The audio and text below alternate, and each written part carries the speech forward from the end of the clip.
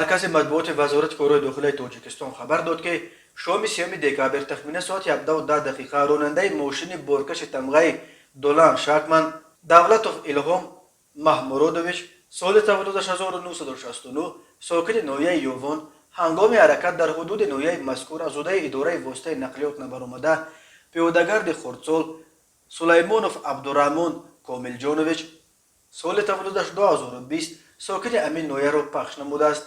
در نتیجه کودک جراحت وزن جسمانی برداشته در جای حادثه به هلاکت رسیده است. در یک هفته آخر این علاقه چهارمین کودک خردسال است که بر اثر صدمه های نقلیاتی غرورمک شدند. مرکز مطبوعات وزارت کارهای داخلی تاجیکستان قبلا خبر داد که روز 1 دکامبر در دو صدمه در پنجکن و مومن‌آباد دو کودک بر اثر صدمه های نقلیاتی به هلاکت رسیدند. راههای تاجیکستان از لحاظ صدمه ها راههای خطرناک به شمار می روند. در عموم هر سال بر اثر صدمه ها در راههای جمهوری 100 نفر از جمله 10 کودک هلاک یا مجروح می شوند. در سال 2020 بر اثر صدمه ها در راههای تاجیکستان 375 نفر به هلاکت رسیده، بیش از 1200 نفر معیوب شدند.